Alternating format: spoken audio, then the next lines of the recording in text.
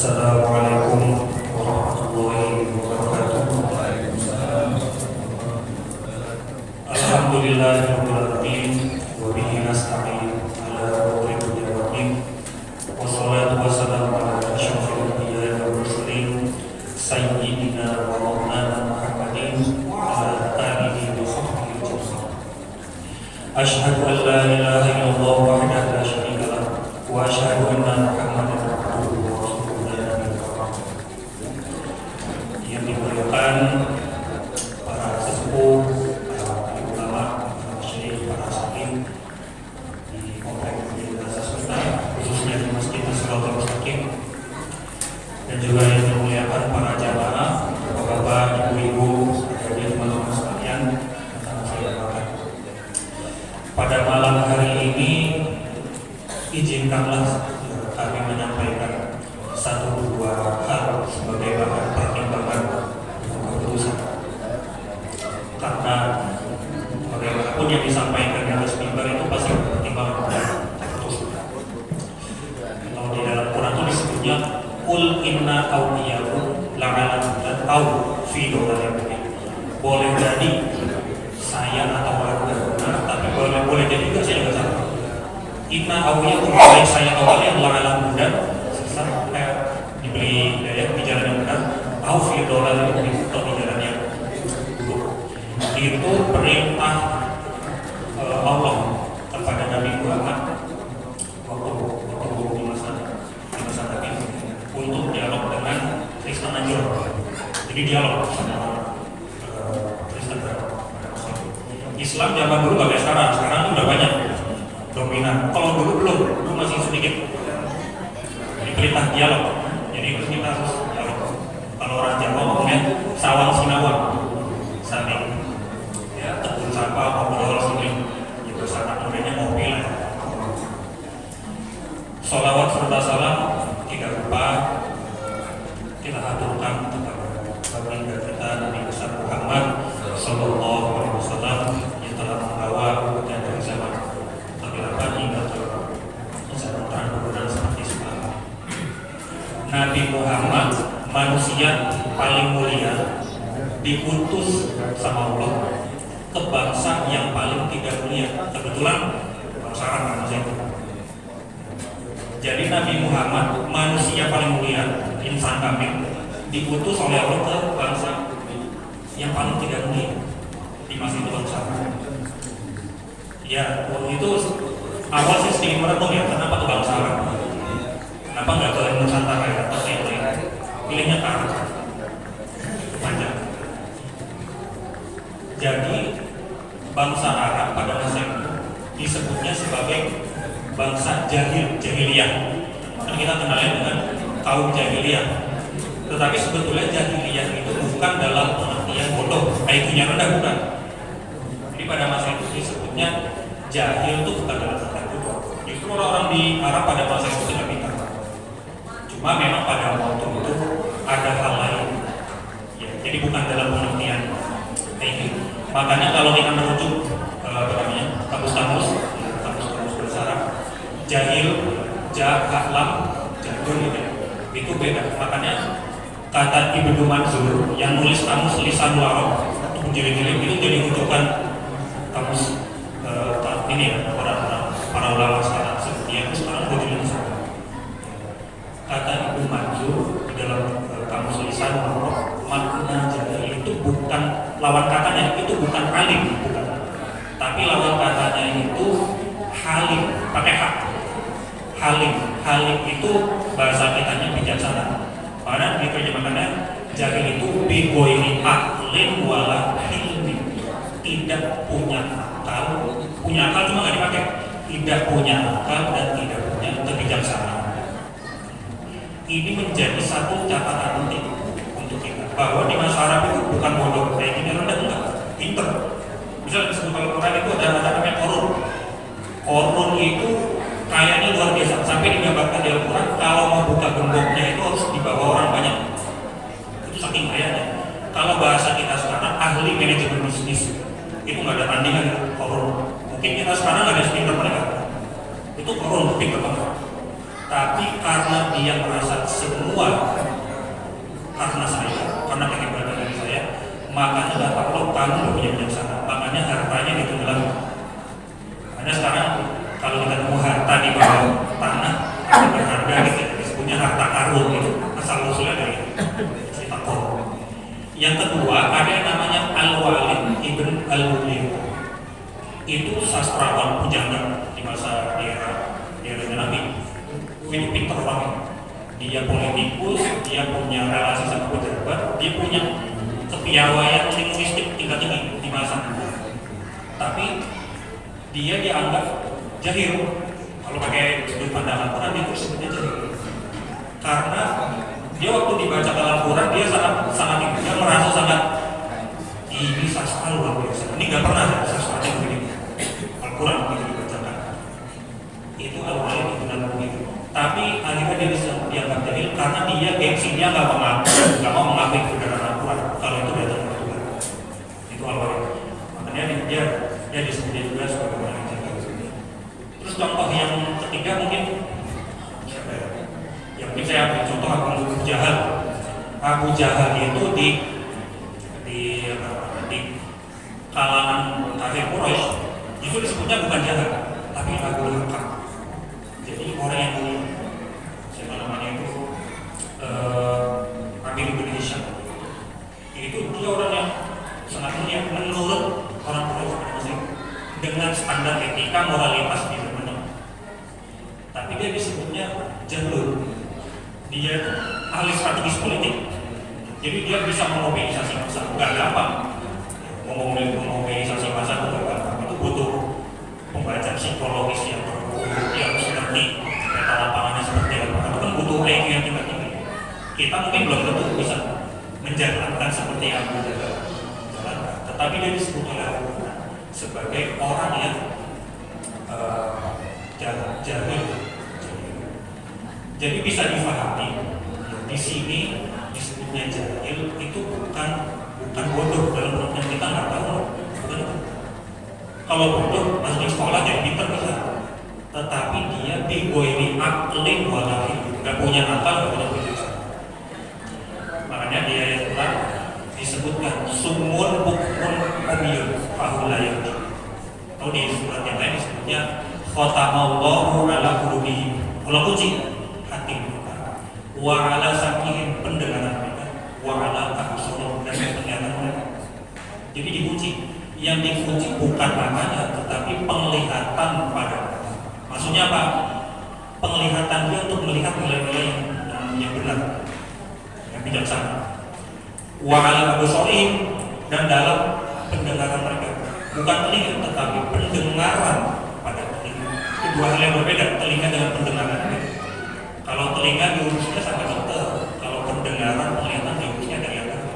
Makanya ada istilahnya kalau kita dulu ngaji ada yang buat basah menjaga pandangan, bukan menjaga mata, tapi menjaga pandangan, karena pandangan menjadi sifat pada mata. Jadi ini adalah satu poin yang mau disampaikan di Al-Quran.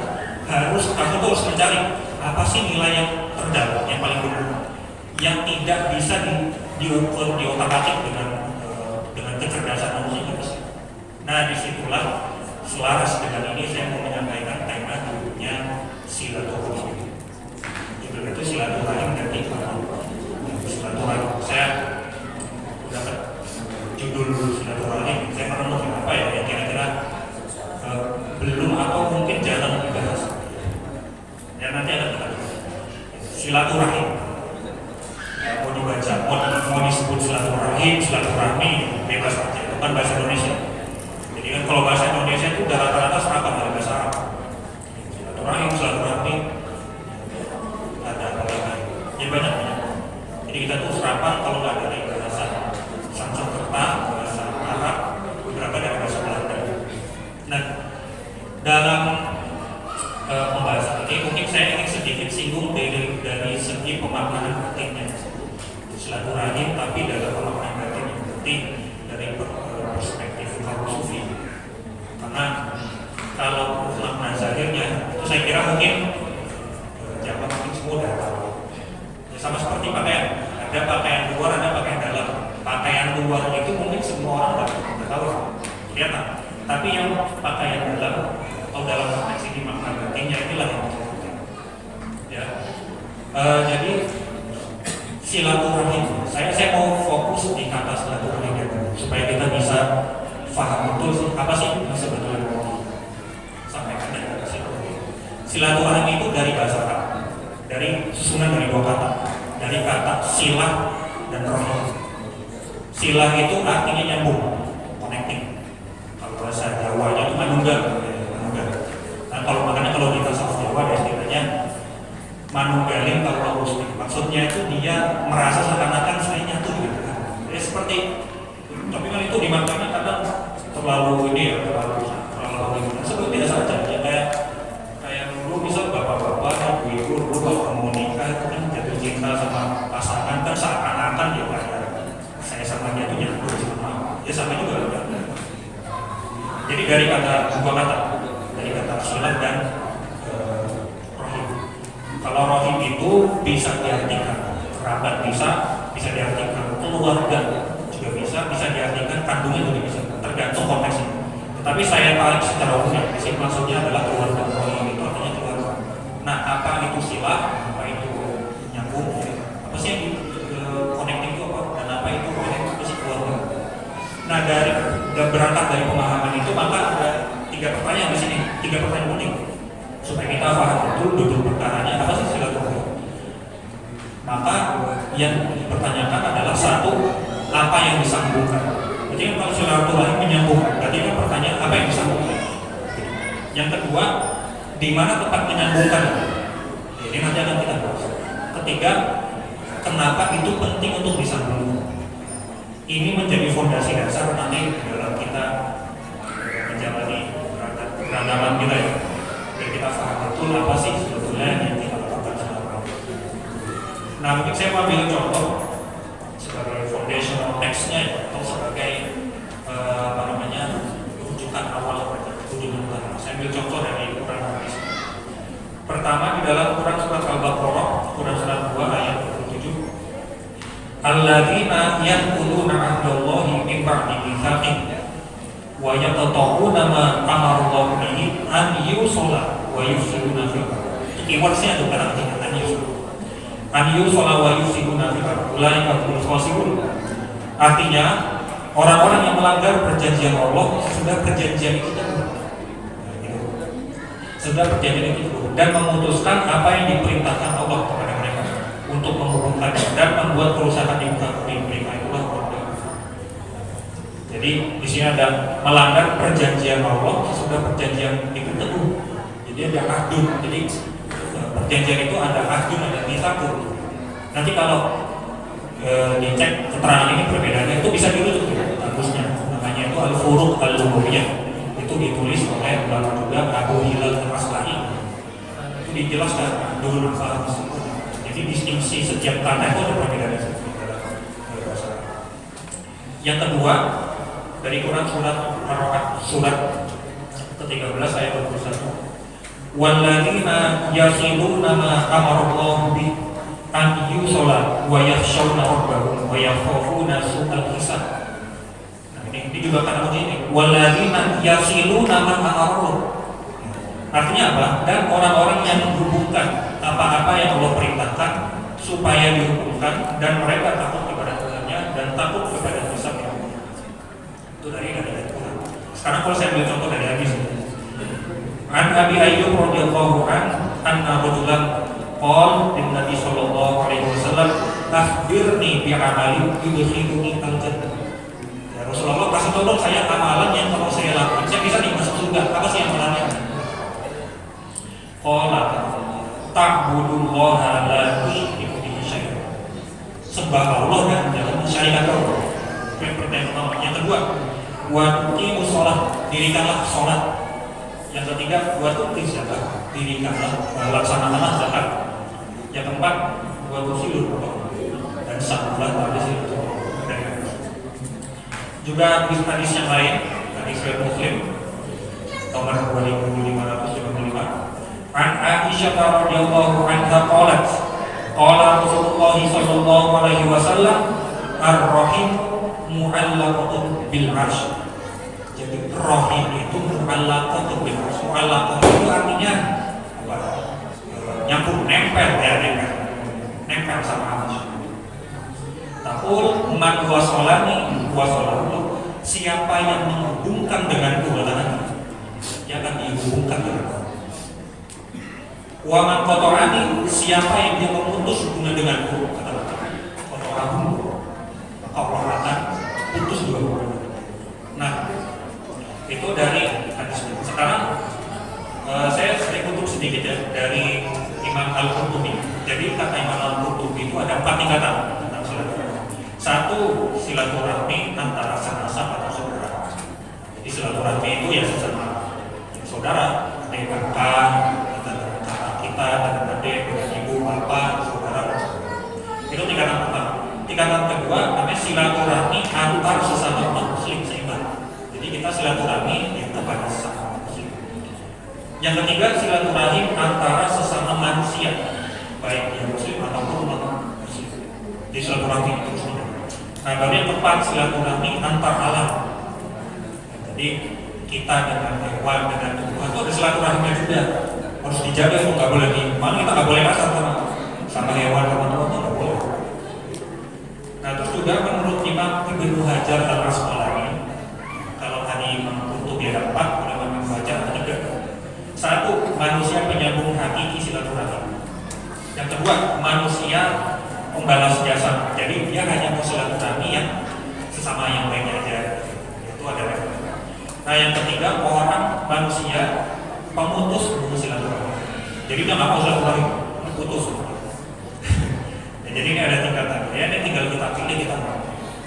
Nah, berdasarkan tadi dari Quran, dari hadis, dari ulama, mungkin saya coba sedikit ambil kesimpulan dan saya coba susun begitu ya.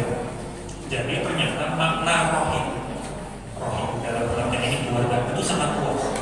Ada level tingkatannya. Selama ini mungkin yang kita pahami silaturahim itu sesama manusia atau hanya sesama manusia. Ternyata itu bisa di tingkat alam. Semesta bahkan bumi sama planet Jupiter sama matahari sama apalagi Pluto dan sebagainya, itu juga hubungan keluarga, hubungan orang juga. Nah, turun lagi bumi dan situ kita juga ada silaturahim, hubungan antar warga negara. Kita warga negara Indonesia punya keluarga, punya hubungan sama Jepang, sama Cina, sama Amerika, sama Malaysia, Singapura dan sebagainya. Nanti turun lagi baru kita masuk ke level negara besar. Nanti ada di level provinsi, kita berhubungan dengan orang yang ada di level provinsi. Turun lagi nanti kita sebagai warga di komplek desa kita. Ada RT, ada RW. Jadi itu turunan. Jadi dari atas. Baru yang terakhir hubungan sesama saudara, keluarga, bapak ibu dan sebagainya. Jadi kalau kita pahami sebetulnya kita ini juga hubungan keluarga. Jadi kalau kita lihat ini sejarah manusia terhadap manusia itu diciptakan tuh paling terakhir setelah tumbuh-tumbuhan, setelah hewan baru manusia. Tapi sombongnya manusia kayak apa? Nah, ini sih ada kritik. Nah, itu jadi ada level-levelnya. Nah, cuma berdasarkan keterangan tadi belum disinggung oleh para ulama itu bahwa kita juga punya hubungan keluarga dengan diri kita sendiri. Karena itu kita harus mengerti apa yang dari bapak ibu, apa yang daripada Allah. Yang dari bapak ibu itulah yang kulit, tubuh, ya itu dari bapak ibu. Malam pertama habis itu lahir, habis itu jadilah kita, itu dari bapak ibu. Tetapi ada kejadian penting setelah janin berusia 14 bulan ditiupkan roh, itulah yang daripada roh. Itulah yang menyempurnakan kejadian manusia. Karena manusia sifatnya hawa nafsu punya setan, kan ribut terus, nggak habis-habis. Politik kayak apa, ngomongin nggak habis-habis, sampai musuh-musuhan. Yaitu sifat manusia, menungso kalau bahasa Jawa, menungso. Nah, supaya manusia bisa netral tuh gimana? Ditiupkan roh. Roh itu yang membawa pesan-pesan sidik, amanah, tablik, fatwa. Sidik dia jujur, amanah bisa dipercaya, tablik dia nyampaikan yang baik dia baik, yang buruk dia buruk. Ada apa kepadanya terbaik. Dan fatwa dia cerdas. Makanya kalau orang mendengarkan suara yang dibisikkan di dalam sholat, dia pasti akan cerdas, pasti amanah, pasti taklim, dia pasti nggak bisa dioperasi, nggak bisa.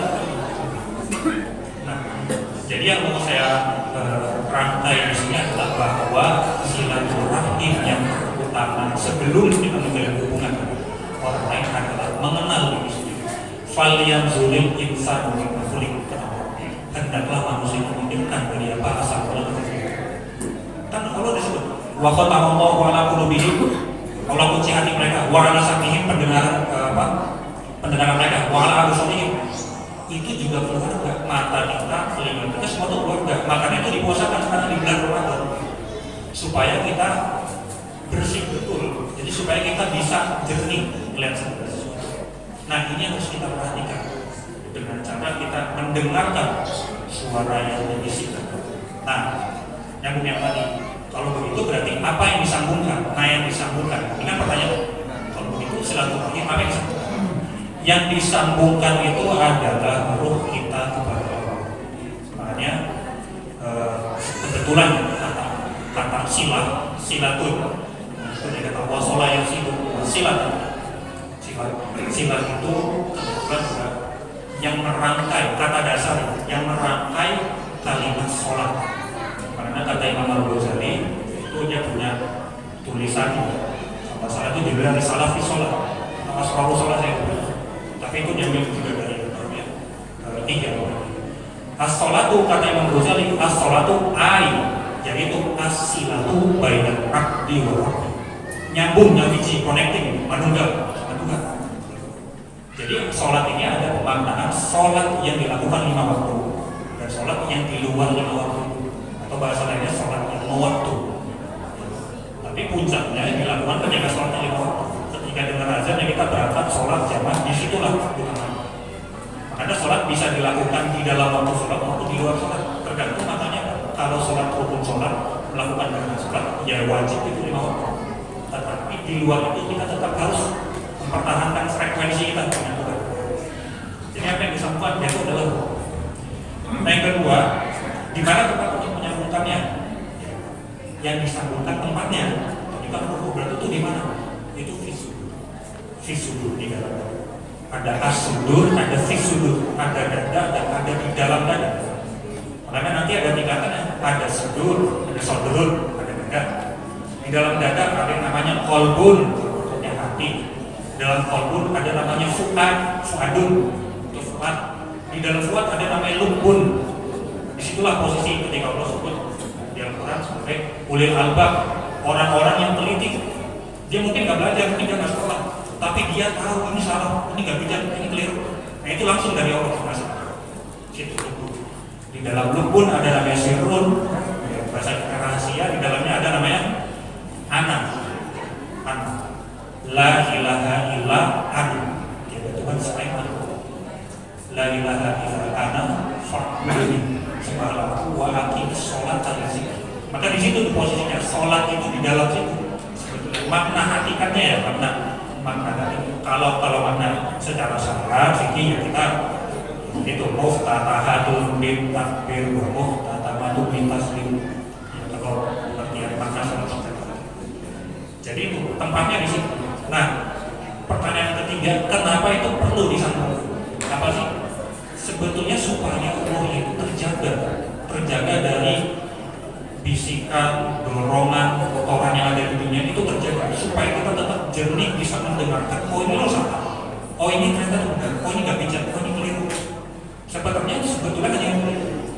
Karena manusia yang jasad ini punya sifat hawa nafsu bina setan, dia buruk, sukanya bantah, sukanya debat.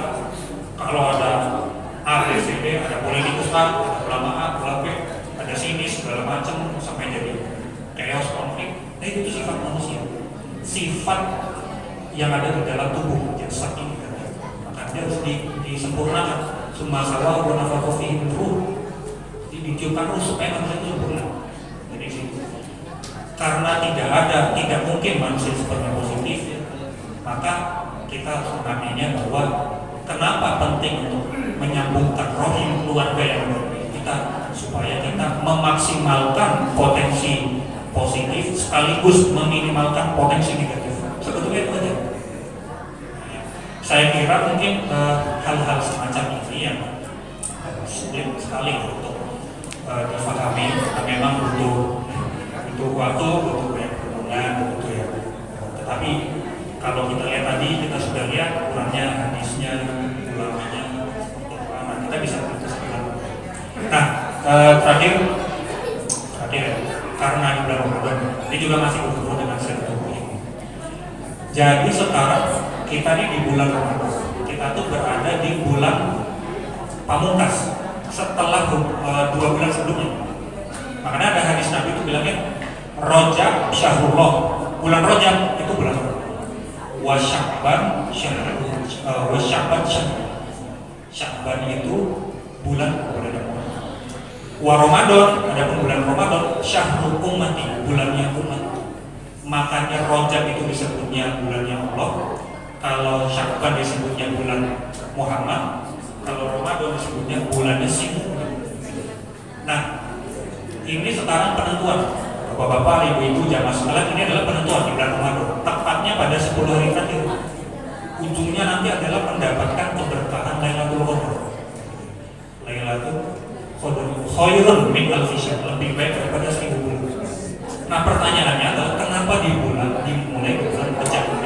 Kenapa kok dimulai di bulan Rajab? Ini berkaitan dengan Maulid Nabi Muhammad SAW, Muhammad bin Abdullah. Kalau bulan Maulid kan biasanya disampaikan lahirnya 12 Rabiul Awal, terus daerah sekitar itu tidak panas dan macam. Iya betul. Tetapi sebetulnya kejadian yang penting itu bukan waktu 12 Rabiul Awal, tapi kan 9 bulan sebelum, yaitu tepat pada 12 Rajab, sebelum Allah memindahkan Nur Muhammad dari Baitul Ma'mur ke rahim Siti Aminah. Itu jadi kuncinya rahasianya. Kenapa bulan Rajab itu menjadi awal hubungan 3 bulan yang mistik, gitu, yang mistis. Nah, kalau orang sukses di 3 bulan ini, insya Allah hidup ke depannya aman. Pasti dia ngerti, paham.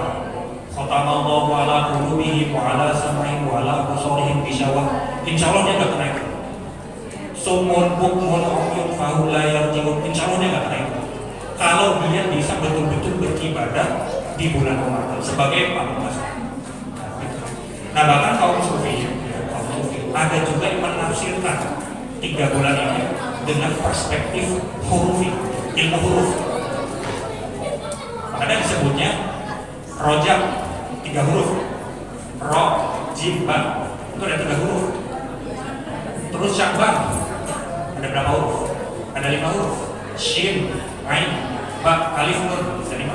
Ramadan itu ada 5 huruf. Ro, Mim, Do, Ramadan, Alif, Nun, ada 5 huruf. Ramadan dan Sya'ban itu ada 5 tambah 5 ada 10. Ditambah Rajab ada 3, maka 13. Itulah jadi asal-usul 13 rukun sembahyang, 13 rukun sholat. Makanya kenapa nanti turun ada perintah sholat segala macam itu. Itu ada asal-usulnya. Kita nggak akan tahu, makanya kita orang biasa, mungkin kita banyak melakukan maksiat. Kita nggak tahu. Yang tahu itu orang-orang tasawuf, mutasawwif itu. Nah, jadi saya kira pemahaman tentang silaturahim sebelum kita terjun ke wilayah sosial, hendaklah kita memahami dulu sedikit apa sih makna batin dari silaturahim. Jadi bukan silaturahim, bukan sekedar ketemu orang, nyapa, itu. Saya kira kalau itu semua orang bisa paham. Tetapi pemahaman batin ini tadi, pemahaman dalam segi tasawuf dan sufinya, nah itu barangkali masih jalan dulu. Nah, jadi ya apapun yang saya sampaikan itu semua ada. Silakan nanti kalau mau lebih lanjut, silakan baca tafsir Ibnu Katsir, bisa baca juga tafsir At-Tabari, tafsir Al-Qurtubi. Ada yang lainnya, atau yang lebih keras sedikit, tafsirnya saya tutup, tafsir fi Zilalul Quran. Kalau bingung bahasa Arab, bisa bahasa Indonesia, bisa tafsir Al-Azhar karangannya Buya Hamka. Atau mau nah, Pak Quraisy, Pak Quraisy, namanya tafsir Al-Misbah. Atau mau sedikit lebih makna sofistik dikit, bisa cek di kitab Lato Tiful Isyarah karangan Imam Al-Qushairi. penunjangnya nanti bisa juga dibaca kitab Risalah Al-Qusyiyah. Kalau keterangan tadi tentang bulan itu bisa dicek di kitab-kitabnya Syekh Abdul Qadir Al-Jilani yang dia ada 3 kitab yang digarap, 1 Al-Bunya, 2 namanya kitabnya Jalalatul Khatir, yang ketiga namanya Sirrul Asrar. Orang Indo juga ada yang ngasih itu namanya Abah Naos dari TKN Monito Kodijewar Seperdian, murid daripada Abah Hanom. Abah Hanom itu yang membayarkan tarekat kepada Buya Hasan. Itu Abah Hanom itu punya kitab namanya Fadhailus Syuhur 1, yang kedua ada kitab namanya Al-Fiqh Al-Jadidah. Ini keterangannya banyak sekali di sini. Jadi ini tafsir kan misal Rojab, roh itu maknanya apa, jim maknanya apa, ba itu maknanya itu banyak. Yang saya sampaikan di sini cuma sedikit saja. Barangkali ini yang dapat saya sampaikan sebagai bahan pertimbangan. Kalau pertimbangan artinya thumma sofa wadah. Kalau dikira baik yo ambil, kalau dikira kurang tepat yo gong. Sekian, mohon maaf bila ada kekurangan. Kata saya sekian, wabillahi taufiq wal hidayah. Wassalamualaikum. Allahumma inna nas'aluka imanan da'iman wa nas'aluka qalban khashi'an wa nas'aluka 'ilman nafi'an wa nas'aluka yaqinan sadiqan wa nas'aluka 'amalan shalihan wa nas'aluka dinan thayyiban wa nas'aluka al-'afwa wal 'afiyah wa nas'aluka tamamal 'afiyah wa nas'aluka syukra 'alal 'afiyah wa nas'aluka al-ghina 'anil nas. Allahumma innaka 'afuwwun karimun tuhibbul 'afwa fa'fu 'anna. Allahumma inna nas'aluka ridhaka wal jannah اللهم ربنا تقبل منا صلاتنا وصيامنا وقيامنا وخشيتنا وتضرعنا وتعبدنا وتأمين نصرنا يا رب يا ارحم الراحمين. وصلى الله على سيدنا محمد وعلى اله وصحبه اجمعين. سبحان ربك رب العزة عما يصفون وسلام على المرسلين والحمد لله رب العالمين. بسم الله الرحمن الرحيم. nawaitu sawma nikmat adani fadli syahri ramadhan hadhihi sanati billahi ta'ala.